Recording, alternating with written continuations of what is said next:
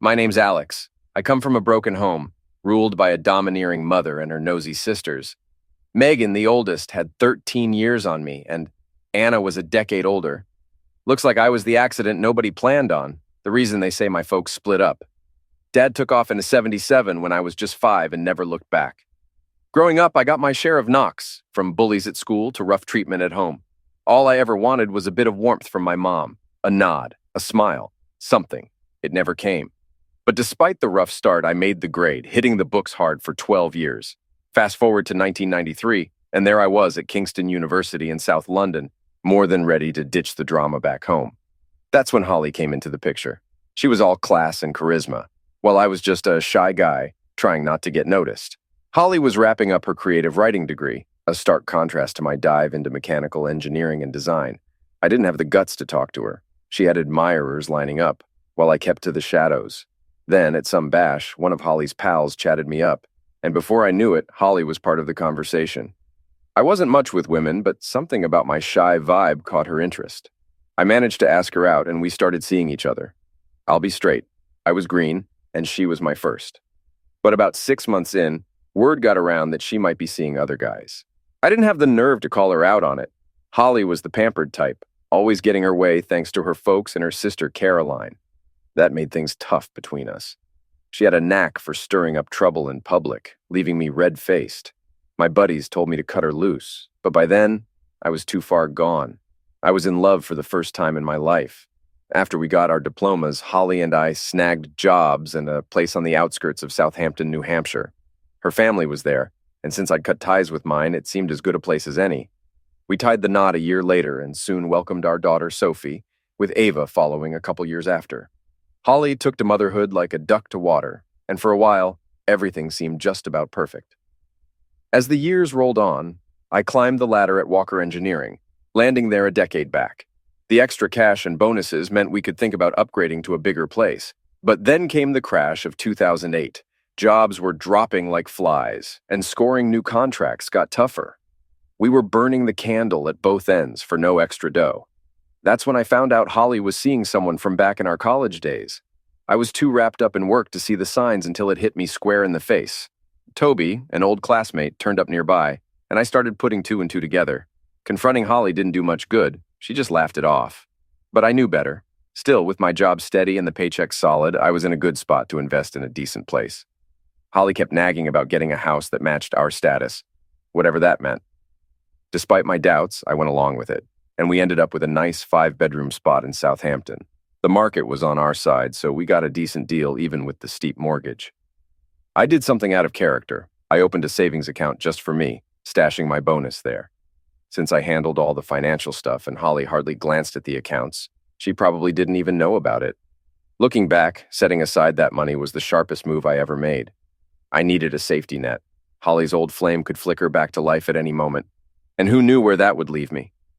After the dust settled from that scare, life leveled out again. My girls were my world. I was all in on backing their schooling and filling our weekends with dance recitals, concerts, and zoo trips. Meanwhile, Holly was too tied up with her own crowd, her indulgent, idle friends. I didn't mix much with other husbands, but we all seemed a bit henpecked. My pals would rib me with the Rolling Stones under my thumb when Holly's plans scuttled mine. Even the guys at work had their digs about her hold over me. Things really came to a boil a few months back. With Ava heading off to the same university as her sister, it was just me and Holly for the first time in 18 years. Dropping Ava off at her new digs, she hit me with something heavy, her voice low. "Why are you still with Mom?" I was floored. Ava was usually quiet, kept things close. Then she dropped another bomb. "I heard she's messing around with Henry Walker from your office." Her eyes were brimming with tears. That was news to me, but it didn't exactly shock me. I had chances over the years to dig into her sidesteps, but held back. I didn't want to split our family or have the girls look at me the way they did their granddad. I put up with her stepping out because, foolish as it might sound, I couldn't stand to wreck what we'd built together, even though I still loved her. This bombshell rattled me deep. First off, it showed me just how much my daughters despised their mother, more than I'd ever realized. Then, it dredged up all those old feelings from my own messed-up childhood, spotlighting my weak spots. And the kicker, I was the butt of the joke at work, thanks to Henry Walker, the boss's nephew, and the very snake betraying me. I was a wreck, unable to bear the strain, especially knowing my youngest was hip to the cruel jokes Holly spawned. I knew I had to face her. My heart hammered as I waited at the kitchen table, dreading her return. When she walked in, all I could do was sit frozen. She just gave me this look, part apathy, part scorn, as she unloaded her shopping. Finally, I found my voice. I asked her straight up about her messing around. She brushed it off, said it wasn't an affair, nothing big. My gut twisted as I waited for some kind of excuse from her. She tossed me a bone, said she respected me as a provider, as a friend, but I wasn't meeting all her needs. Flabbergasted, I pressed her. "Are you cheating on me then?" Holly's answer floored me. "It was just physical," she said. "Nothing of the heart or mind involved. She even had the nerve to casually add that she'd been seeing younger guys." I lost it a bit then, raised my voice, demanded she make sense of it all. She shushed me, cool as you please, admitting to not one but two affairs, and expected me to just swallow that. She laid it on thick, saying either I get with the program or she walks. Find someone who will. My face must have been a mask of pain, but silence was all I could muster. She tried to justify her flings, claiming it's what all her friends did, even said it could spice up a marriage. I was disgusted, couldn't believe she'd use her friends' low standards as an excuse. When I threw out the idea of me stepping out, she just laughed, said I didn't have the chops to pull it off with another woman. The scorn in her laugh echoed in my head, mocking as I sat there, stung and speechless. She firmly declared that our relationship would continue on her conditions, cautioning me not to spoil a good thing. In truth, she was correct. Throughout our 22-year relationship, I had shown unwavering devotion and compliance with her demands. Now, everyone was aware I was being cheated on, damaging my reputation among friends and colleagues. The following morning, I walked into my office and met Henry Walker, the man involved with my wife. With a grin, he asked about Alex's well-being, his confident look increasing my annoyance. I decided to keep quiet. By the coffee machine, I overheard some men laughing. Despite their laughter, I walked by them, feeling vulnerable. Even Olivia, the boss's secretary, appeared to enjoy my predicament. Sitting at my desk, I reflected on the tough start to my day, feeling mocked at both work and home. Despite trying to concentrate, my anger persisted. I chose to investigate my father's history, knowing only where he was born, and his leaving at 38 in 1977. Looking up family history sites for Cambridgeshire, I identified a few likely matches. Expecting that he had passed away before my college years, I narrowed it to 3 possibilities and posted questions on genealogy websites. Lost in thought, my boss, Jack, called me into his office. Jack, a successful yet ethically dubious man, wanted to discuss something. Although I thought about quitting because of his actions, his persuasive nature and high salary kept me there. I found out he was having an affair with his secretary, Olivia, unknown to his third wife. He straightforwardly brought up rumors of my wife's unfaithfulness. I responded by mentioning her affair with my nephew. He acknowledged this behavior, laughing about the family tendency to be scoundrels, leaving me speechless. The conversation turned to work matters. He stressed the importance of family and cautioned that if my personal problems impacted the business, I might need to leave the company. His tone was like a strict teacher reprimanding a student. I bit my lip and noticed Olivia, his keen secretary, standing by the door, probably collecting gossip for her friends. As I started to leave, I wondered why a young woman like her would get involved with an older man like Jack Walker. Walking past her, I heard more snickers, which made me bow my head and walk faster. Laughter followed me out the door, obviously at my expense. Back in my office, I felt pointless being there. I had paid for my daughter's education, but now it seemed I was just funding my wife's cheating. I'm a simple man who likes his gadgets but can do without luxury. Most of my money went to Holly's luxuries, making me question my own happiness. This office used to be my sanctuary for creativity and achievement. I had created many of the parts we produced and sold here, and I felt sure I could get a job elsewhere. They thought of me as weak, and they weren't entirely wrong. I wasn't one to cause trouble. I preferred to be good old Alex, the submissive engineer. Looking at my screensaver of a family vacation, I opened my email. To my surprise, there was an email from a woman named Jennifer Holmes from the Cambridge Genealogy Committee. Shocked by the swift reply, I read her message with amazement. Jennifer had seen my post about my father and connected with a woman claiming to be his niece, Rachel Murray, my cousin. I quickly responded with my contact details, eager to hear from Rachel soon. Leaving work was like a breath of fresh air. I got home to find Holly, smiling as she stirred a pot on the stove. Although I felt like keeping to myself, the aroma from the kitchen pulled me in. As we sat down to eat, Holly's voice softened. "Can we talk about last night?" I paused, fork in hand. "It feels like you've already decided everything," I replied, thinking there wasn't much left to say. Her eyes filled with urgency. "Please don't cut me off. I know I've been unfair," she admitted, her voice almost breaking. "But don't give up on us yet." The words stung. "How can I just overlook everything? Tell me how," I demanded, searching her face for any trace of sincerity. She looked away, shrugging helplessly. I don't have a good explanation." That moment, my patience wore thin. I thought about all the times I'd worked late, sacrificing my wants for our needs, driving an old car so she could have the new one. And for what? To be laughed at behind my back? Holly's voice cut through my thoughts. "I have needs you're not meeting," she confessed bluntly. "Either you deal with that, or I'll find someone who can." I was quick to respond, anger bubbling up. "Like Henry Walker? Don't think I haven't noticed." She didn't flinch. "Yes, Henry. He'll soon be in charge at work, and he's promised to look after me if you won't." I stood abruptly, the chair screeching back. Without a word, I left the table and retreated to my study, my heart heavy and my mind racing. As tears threatened, the phone rang. On the other end was Rachel, her voice a soothing balm. We talked for nearly an hour. By the time we hung up, I felt a surprising smile spread across my face, the night's weight lifting just a little. As usual, I stayed silent, stood up, and walked to my study. Tears rolled down my face as I wished to be anywhere else. Then the phone rang. It was Rachel on the other end, her voice unfamiliar yet comforting.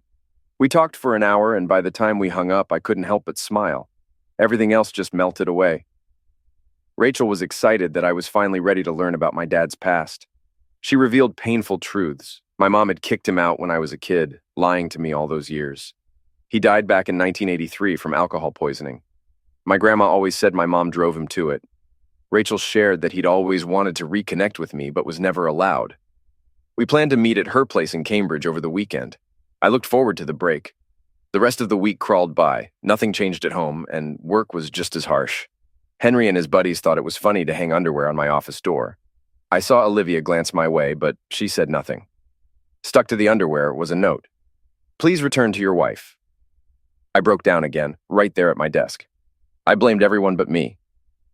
Finally, Saturday arrived. I told Holly I was going to see a friend in London. She didn't seem to care. I figured she'd probably see someone else while I was gone, but that made leaving easier. The drive to Cambridge was stressful, and I got there an hour late. But Rachel greeted me with the warmest hug I'd had in years, like the delay didn't matter. I met her husband Greg and their kids, Grace and William. We spent the day talking about my dad and this new side of my family I was just starting to know. Rachel and Greg's warmth was contagious as they chatted away, often finishing each other's sentences. They were eager to unfold our family's story, joined by my cousin David and Lucy Price, Rachel's brother. We instantly clicked, sharing stories and insights about my dad and our shared history. After a hearty lunch, we took a brief trip that gave me some much-needed space to think. Back at Rachel's, David and I got into deeper conversations about work and family life. Surprisingly, I found myself opening up to them, and they didn't hold back in their support, urging me not to put up with my current struggles. Leaving Cambridge, I felt like I was seeing things in a new light. The sincerity and kindness of my newfound relatives restored my hope after facing so much deception and mistreatment. It hit me hard. I needed to find happiness not just for myself, but also for my daughters, my friends, and this new family I was just beginning to know. I got home at 8 p.m. to find Holly getting ready for a night out. "What are your plans tonight?" I asked, trying to keep my voice even. She was halfway through her makeup. "Just out with friends," she replied casually. Then, catching her off guard, I brought up Max, her other affair. She sighed, a flash of annoyance crossing her face. "Can we not do this now?" she snapped, clearly not caring how I felt. I stood my ground. "Stop this. Be my wife," I implored. She brushed off my concerns with a wave of her hand. "I am your wife, and I will be back by midnight," she said, promising an easy life if I just let her have her fun. As she tried to hug me, I stepped back. Undeterred, she grabbed her Prada bag and headed for the door. In a final attempt, I spoke firmly. "Don't go." She paused, turned to face me, and laughed. "And what will you do? You'll never leave." "You need me," she taunted, confident that I wouldn't stand up to her. As she left, laughter still echoing, my heart sank. I realized how long I'd played the fool, putting her needs above my own. But that night, something changed. I was done playing her games. It was time to plan a new start, for my own sake. I didn't waste a second. Holly was out, probably with Henry or Max, maybe both. It seemed she was really living up to her word about indulging her desires. The thought of it fueled my anger and pushed me to make a change. I knew I had to cut any remaining ties of affection I felt for her. Digging through old boxes, I found the one photo I had of my mom and sisters. With a mix of skepticism and resolve, I cut out Holly's smirking face from another picture and pasted it alongside them on the photo. I had no love left for any of them, and this symbolic act felt like severing the final emotional string. At 12:45 a.m., I placed the altered photo on my desk, task complete. By then, I had mostly mapped out my immediate future, even though putting my plans into action would take some weeks. Holly had no clue I was planning to leave, which gave me the time I needed. Suddenly, I heard the clumsy sound of someone at the door. Peering out, I saw Henry Walker making a quick exit. As Holly stumbled up the stairs, I erased my browsing history and decided to only use incognito mode from then on. Once she was in our bedroom, I went downstairs to make some coffee, thinking hard about my life ahead, how I could manage without my daughters around. It seemed bearable now. Come Monday morning, I decided to move closer to my daughters. At work, I didn't bother with the usual efforts. Ignoring the snide remarks and laughter, I scheduled a bank meeting for 1 p.m. and spent the morning going over my finances. It was a risk, but with the right moves and a bit of luck, I was confident I'd come out of this relatively unscathed. The meeting went exactly as I'd hoped, allowing me to close my personal savings account and withdraw my name from our joint one. With a substantial amount of cash now in my possession, I shut down that savings account for good.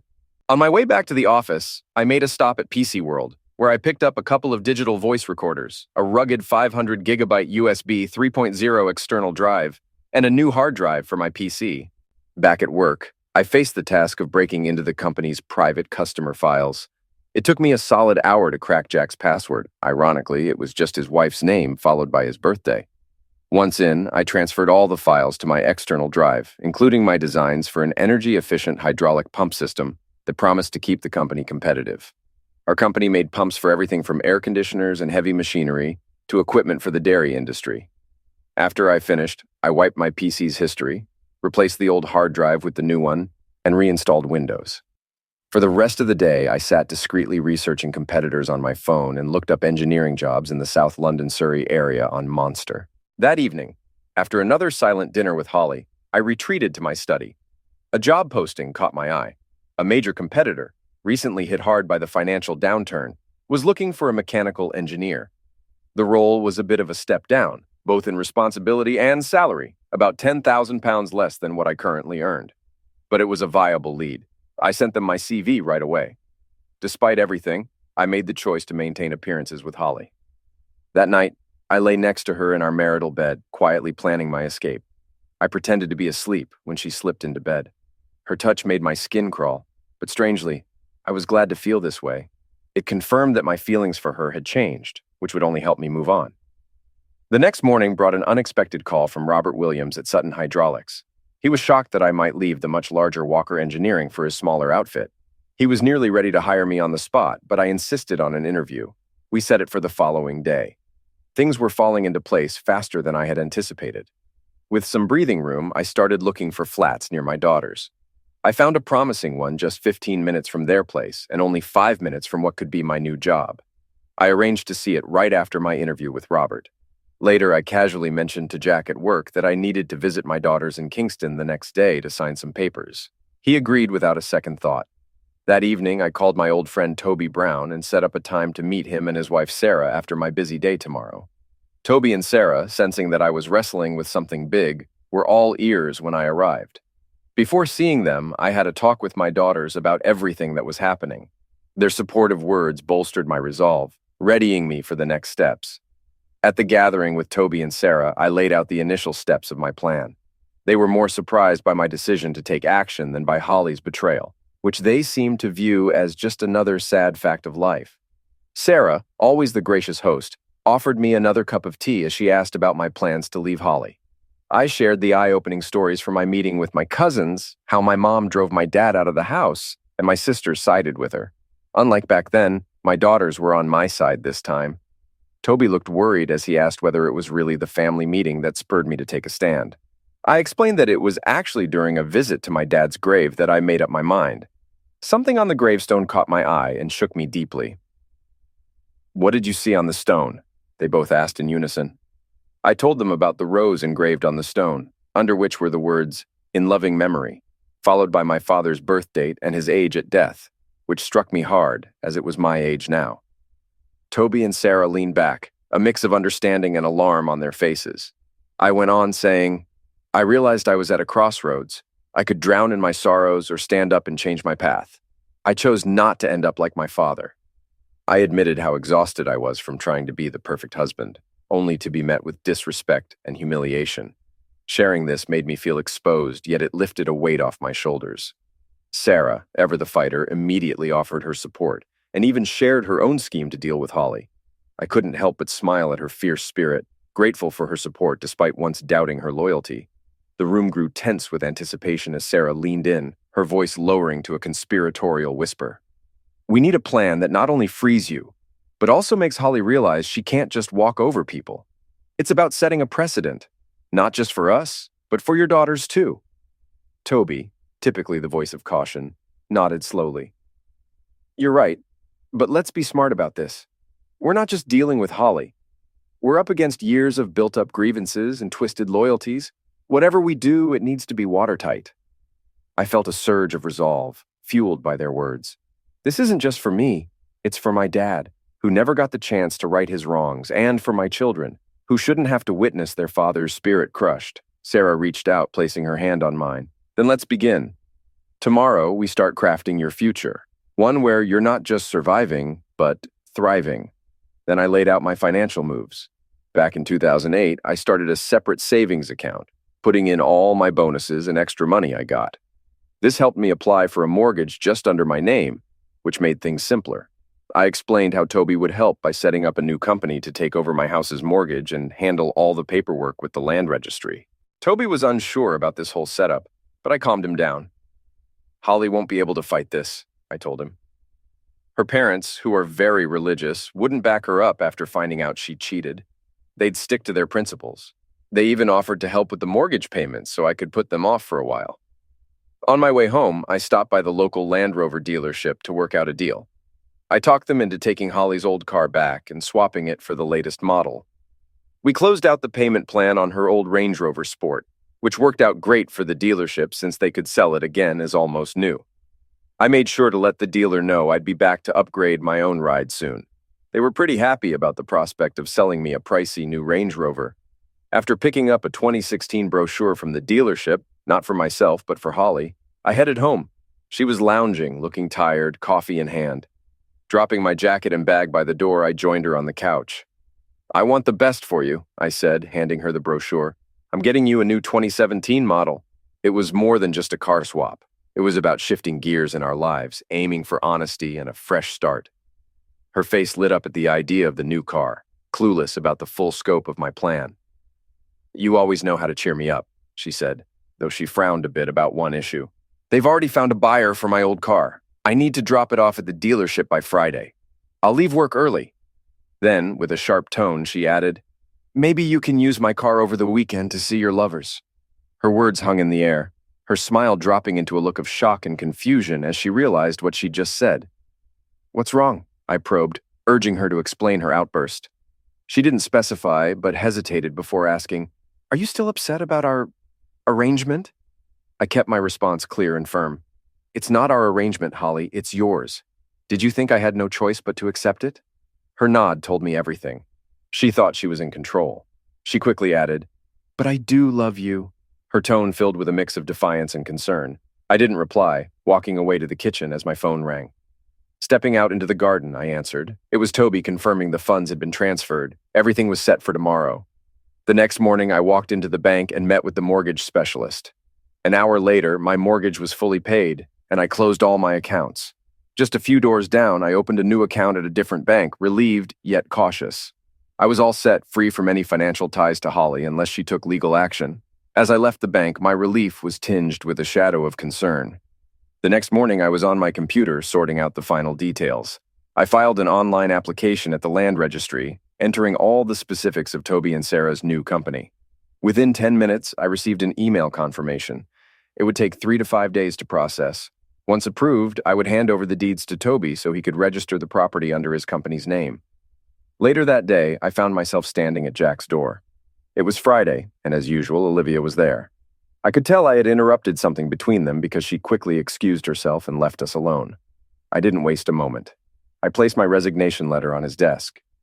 Jack looked up, that annoying smirk of his spreading across his face. "What's this?" he asked, nodding at the document. "It's my resignation," I stated firmly.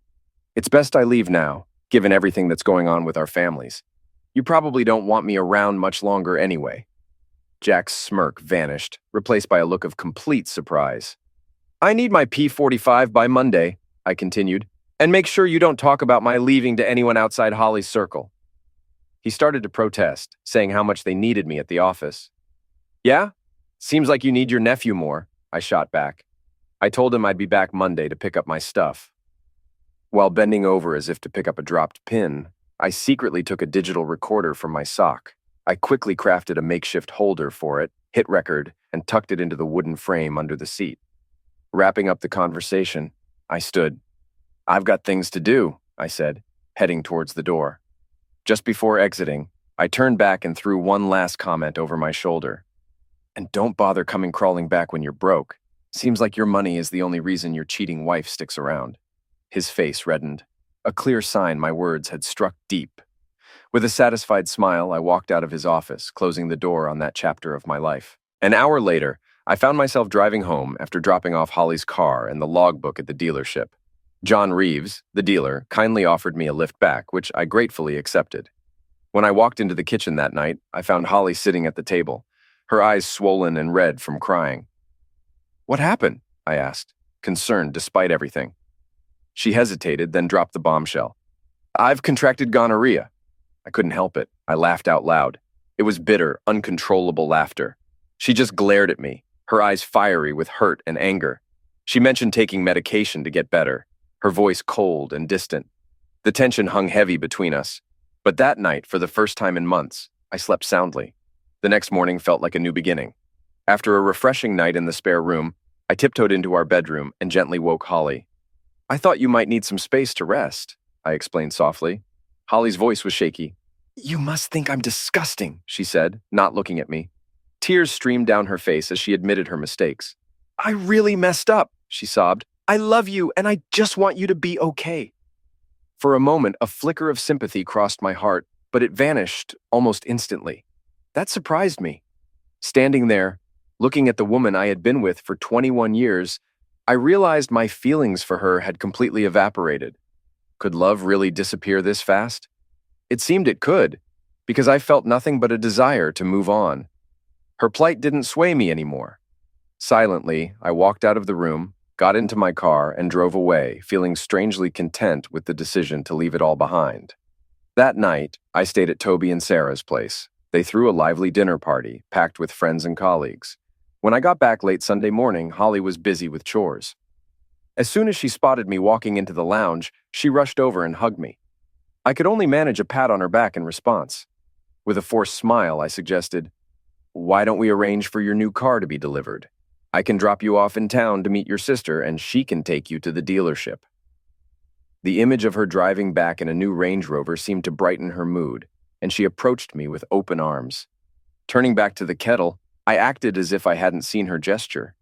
Throughout the day, Holly was overly affectionate, which only made me uncomfortable. She kept trying to kiss or hug me, but I found every excuse to slip away. By bedtime, it was clear she had been crying again. As I wished her good night, she asked, "Are you coming to bed? I just need to cuddle and hear some reassurances." My response was cool and detached. "Not until you're cleared by the doctor," she shot back bitterly. "Once I'm better, I'm sure I'll find someone who wants to be with me. I have a lot of catching up to do." I chuckled to myself as I walked away. Her harsh words confirmed what I'd begun to feel more strongly each day. Any regrets from earlier had evaporated, replaced by 2 decades of built-up resentment.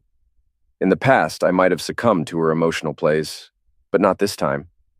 I ignored her tears and headed for the spare room. It was my last night in this house, and it would be in that room. As I lay there looking at the altered picture of Holly with my sisters, the only emotion I felt was disdain. It was clear now. She was sweet only when she wanted something, and turned bitter when denied. Her latest words had scrubbed away any last doubts I might have had, cementing my decision to leave. I woke early Monday morning. Holly was up early too, for her 8:30 hair appointment. So I drove her into town as planned. I drove off, knowing it could be the last time I ever saw her. I feared it wouldn't be, but I was determined to make it so. On the way, I called the mobile phone company and terminated both our contracts. Pulling over into a lay-by, I paid the penalty on my card. They informed me that the phones would remain in service until 5 p.m. perfect. Next, I headed to the office to pick up my P45. As I stepped into the factory, a somber mood hung heavy in the air. It seemed news of my departure had already spread, sparking looks of unease among my colleagues as I passed by. I headed down the corridor to my office, past the coffee machine where Max and Henry were laughing with others, oblivious to the storm brewing inside me. I forced a smile and chirped a cheerful, "Good morning." They shot back with a joke about my wife, a running gag that had long since stopped being funny to me. "She's not doing great," I replied, keeping my tone light. "Must be something one of you gave her." Their laughter died instantly. I left them standing there, jaws hanging, as murmurs started up behind me. As I approached Olivia, she managed a half smile and looked away, perhaps a sign of newfound respect. Before I could knock, Jack swung his office door open. "I've got what you want," he snapped. "Take it and just get out." So much for respect. Inside his office, I sat down and subtly slid a recorder from under the chair into my pocket. I had him now. His indiscretions with Olivia were no secret to me. He was quick to probe. "Got another job lined up?" I paused, then said, "No, nothing yet." His smirk told me he thought I'd be begging to come back soon. "What about my final month's pay and my year-end bonus?" I asked. His response was a burst of laughter. Olivia walked in at that moment with my P45, and upon hearing my request, joined in the mirth. Deciding to turn the tables, I laughed along, making them stop and stare. "What's so funny?" Olivia asked, puzzled. "Why do you let him take advantage of you every week?" I shot back, my laughter growing louder. The room froze. Olivia's eyes went wide, and Jack's face turned a shade of crimson. His anger boiled over as he called me a scoundrel and yelled, "Get out of my office and get out of this company before I throw you out!" With a chuckle, I stood up, collected my belongings, and walked out of my office for the last time, the recorder safely tucked away. The weight of the past was finally lifting off my shoulders. I was still chuckling to myself when I got home. I unloaded the car, opened the trunk, and stepped inside the quiet house. Looking around, I thought about what I should take with me. I grabbed some Romero Brito artworks from the walls, wrapped them in plastic from the garage, and loaded them into my car.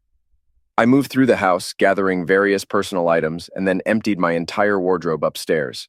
I made sure to secure all the important documents, like the girls' birth certificates and our wedding certificate, from the safe. Climbing up the loft ladder, I retrieved my old belongings, including my university degree and family photos. In the master bedroom, I collected all the jewelry I had bought for Holly over the years, easily worth over 10,000 pounds. I also packed up all the handbags, shoes, and expensive coats I had purchased for her. Since I'd bought them, they were mine to take. My thorough record-keeping for insurance was going to come in handy for selling these items. Once I'd finished packing, I realized I'd need a TV, so I took that, along with my movie collection and the Blu-ray player. By then, my car was overflowing. I decided to ditch all of Holly's clothes and some other non-essential items, including a few of my older garments. Anumi, my new place, would need a fresh start anyway, and the girls would be excited to help me shop for a new wardrobe. I took the best photos of me with the girls and carefully placed them in the car. There was no hurry. Holly wouldn't be back until after 2 p.m. I even took a moment to brew a cup of tea, an absolute necessity, as I see it. Next, I called the TV company to cancel the satellite, phone, and internet services. I also rang up British Gas and Southern Water to cut off the utilities. It would take a few days, but that didn't bother me. Returning to the bedroom to sit and think, my eye caught on something that sparked a daring idea, one that even scared me a bit. Holly's wedding dress was in a dusty old box on top of the wardrobe. She cherished that dress, probably more than she ever did me. I took it down, and as I did, I found our wedding album among the other photographs on the bed. I grabbed the duvet cover, scooped up everything, and stormed out to the garden. There, I dumped a pile of items, Holly's clothes included, everything I couldn't sell. I purposely left out her underwear. I didn't want any reminders. I glanced at my watch after closing up the car. Only 1:45 p.m. I called Robert Williams and let him know I'd drop off my P45 later with the night shift.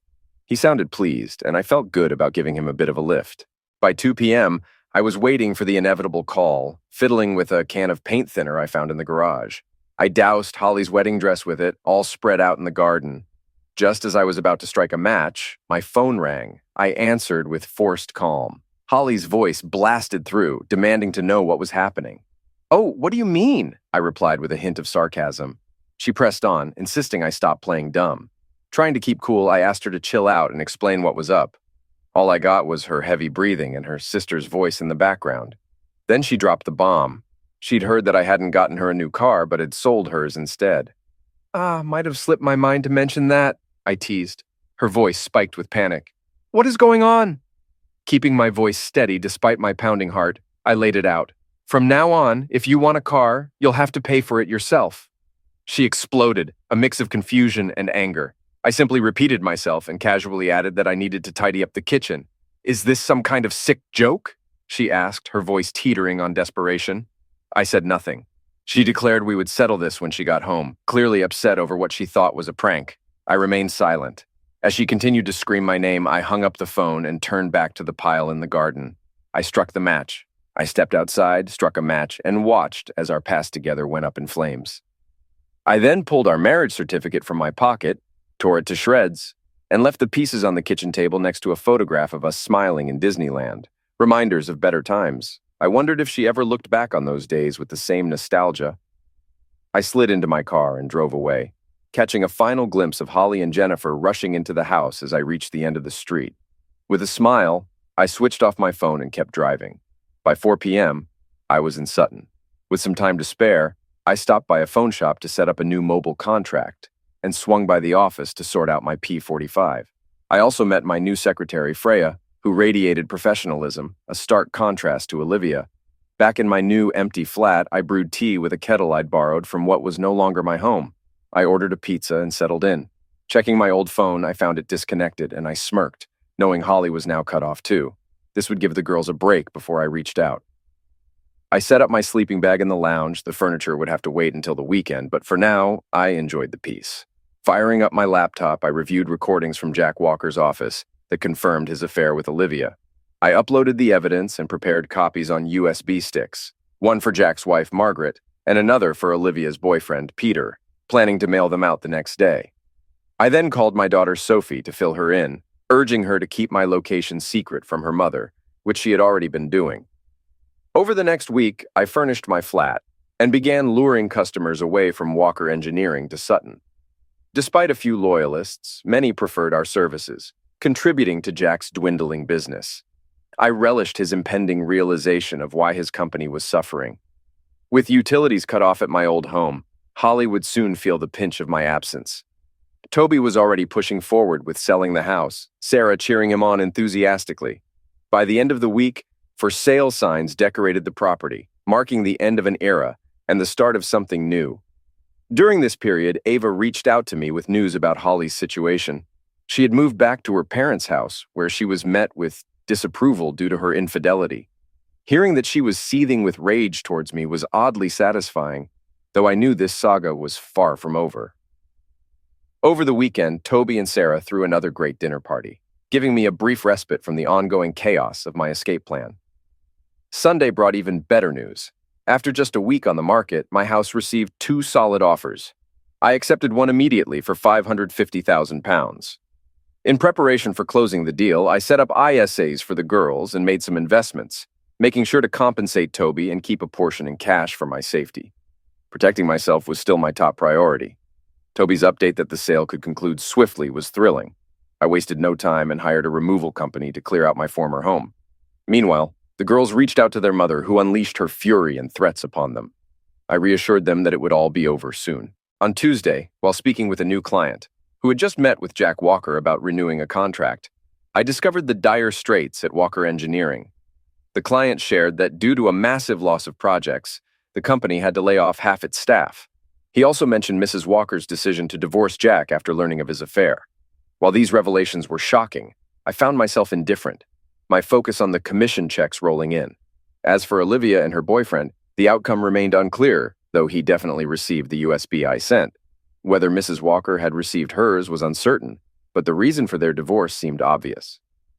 I wondered what her friends and family thought about her involvement with an older man. My efforts hadn't gone unnoticed at work. In recognition, I was rewarded with a brand new Land Rover Discovery HSE. Although I had considered treating myself, the executives at my new company were so pleased with my performance and the company's direction that they gifted me the car along with a hefty commission exceeding £30,000. As I admired my new car from my office window, a familiar Ford Focus pulled into the parking lot. It was Diane, Holly's mother. Bracing myself for what was sure to be a tense encounter, my office phone rang. Freya, my secretary, told me a woman claiming to be my wife was in reception. I instructed her to tell the woman I was in a meeting and that I would be down in an hour, preparing myself for the inevitable confrontation. 3 hours had passed when I glanced out the window to see her still waiting. With a resigned sigh, I decided it was time to leave. I was ready to face her if necessary or simply slip past unnoticed. Exiting through a side door, I made my way to the car. Just as I was about to get in, tires screeched, and her car blocked my exit. She stormed out, a whirlwind of fury and disarray, dressed in what looked like her sister's old clothes, her hair a tangled mess. "You damn idiot!" she yelled, swinging a hand at me but missing by inches. Her eyes burned with rage as she demanded some kind of payback. I urged her to calm down and motioned towards the passenger seat of my new car. Reluctantly, she climbed in, her eyes widening as she took in her surroundings. Then the floodgates opened, and she spilled out her financial woes and begged me to come back. I looked at her squarely. "Given that I can't meet your needs and can't compare to your younger lovers, it seems I'm just extra baggage in your life," I said. Her plea for me to return home and forgive past grievances made me pause. "Are you serious?" I asked incredulously. She nodded earnestly, claiming she forgave me for all the upheaval. Skepticism edged my voice as I reminded her of her own infidelities and disrespect. "And you expect forgiveness?" I challenged her. "I will never be with you again," I declared, my tone ice cold. "Maybe it's best you stay with one of your lovers." She confessed that her social circle had shifted, her friends now distant and their husbands suspicious. Despite feeling a flicker of sympathy for her admitted hardships, I stood firm. She acknowledged her mistakes had cost her dearly, admitting her life had crumbled because of her own greed and disrespect. In that moment, our shared past and its painful ending crystallized, a harsh reminder of everything we had lost and the separate paths we now faced. Despite everything, I knew it was time to move on. She pleaded for me to come back into her life, her voice trembling with desperation, claiming she had nothing left. She asked about her share of the house and mentioned needing a divorce. I calmly pointed out that she had never once said she loved me. She just needed me around, whereas I didn't need her. I admitted I had defaulted on the mortgage and lost the house, revealing my deceit. Her shocked reaction confirmed what she had really come for. As she declared her desire for a divorce, she desperately claimed she still loved me. After more than 2 decades together, she acknowledged her mistakes, claiming she was being severely punished. I held firm, telling her it was an enormous, unforgivable error and I would never return to her. Her screams and sobs filled the car, echoing off the windows. I offered a proposition for a clean break, £30,000 in cash if she agreed. Suddenly, her tears stopped, and she became defiant. She accused me of lying about losing the house, insisting I was too clever for that. I acknowledged she might be right, and I found myself defending my position. "I won't give you a penny," I stated decisively. She squared up to me, fury in her eyes, and I explained that I would fight her tooth and nail. I told her she had no money, and I would shuffle my assets to make them hard to trace. I warned her that by the time her lawyer dug anything up, the legal fees would devour any potential gains. I gave her a stark choice. Take the cash now or brace for a grueling legal battle. Our eyes locked. The challenge was clear. Her anger surged as she accused me of mistreatment, asserting that she was the reason our daughters would succeed, contrasting their future with her current failures. "Take the money and leave my life," I demanded coldly. With a harsh retort, she agreed to take the cash and proceed with the divorce. "I'll see to it," I replied, my voice empty of emotion. She stormed out of the car, slamming the door so hard the vehicle rocked. Moments later, she sped out of the parking lot, leaving a cloud of dust and a slew of memories behind. The very next day, I started the divorce proceedings, naming infidelity as the main cause. A week later, I set up a meeting with Holly at our daughter's apartment. Despite having sold my house, I decided to hold off on any investments until the divorce papers were officially signed. Keeping things civil in front of Sophie and Ava was tough. I handed Holly the cash, and without much hesitation, she signed the divorce papers. I said my goodbyes to the girls, wishing Holly luck as I prepared to leave. Just then, Holly broke down into tears. It seemed a bit theatrical, likely for the benefit of our daughters, who exchanged glances that hinted they knew it too. Ava brought up seeing me the next weekend, excitedly mentioning the Coldplay concert we had planned. Her words brought me back into the moment, and I promised to confirm the details after checking with Amy, their stepmom. As I turned to leave, Holly's cries grew louder, but I chose to ignore them. Closing the door behind me, I left the drama inside, feeling a weight lift off my shoulders as I walked away. As years rolled by, the vivid threads of my life began to weave into a new, unexpected tapestry. The discovery of Holly's betrayal, a painful echo of my youth's neglect, became a catalyst for a transformative journey that started with the stark upheaval of my quiet existence. Holly, having swiftly squandered the financial windfall she had conned out of me, descended into a spiral of desperation. She moved back with her disapproving mother and amassed a mountain of debt trying to sustain the lavish lifestyle to which she had grown accustomed. Her days became a blur of credit card applications and loan denials. Alcohol became her solace, and with each passing day, she became more of a stranger to the woman I once thought I knew. Meanwhile, I embraced solitude initially, reveling in the mundane joys of bachelor life.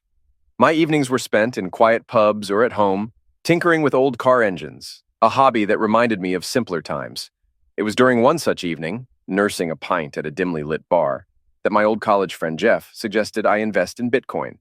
Skeptical but intrigued, I took a substantial risk. Investing £70,000 in Bitcoin back in 2017, when the price was just around £700, I watched as it soared to heights of £50,000 a unit. My bold move paid off handsomely, earning me a fortune that would forever change the trajectory of my life. Flush with my newfound wealth, I indulged in a few of life's finer pleasures. A sleek new Tesla Model S became my ride, a symbol of my success and freedom. I purchased a sprawling villa in the Madeira Islands, a sun-drenched sanctuary from the world's chaos. It was there, on those tranquil shores, that I met Anna. Anna, a vibrant and intelligent woman of 40, brought a sense of peace and adventure that had long been absent from my life. She had spent years in the corporate grind before embracing a quieter life, running a small yet successful artisanal bakery. Her spirit of resilience and her joyful embrace of each day slowly drew me in. We married amidst the lush landscapes of Madeira, our simple ceremony a testament to our shared values of love and sincerity. Within a year of our marriage, our son Lucas was born, a beacon of new beginnings. Today, as I sit on the terrace of our villa, watching the sunset paint the sky with colors of hope, I reflect on the tumultuous path that led me here. The challenges I faced, the pain of betrayal, and the quiet triumphs along the way are not just remnants of a life once lived. They are the pillars upon which I built my new reality, one filled with love, respect, and genuine happiness. In this journey, I have learned that life does not always follow the plan we lay out for it, but it is always ripe with the potential for renewal. As I turn my gaze back to the horizon, I am not just looking at the closing day, but at the dawn of new possibilities, forever grateful for the chance to start anew.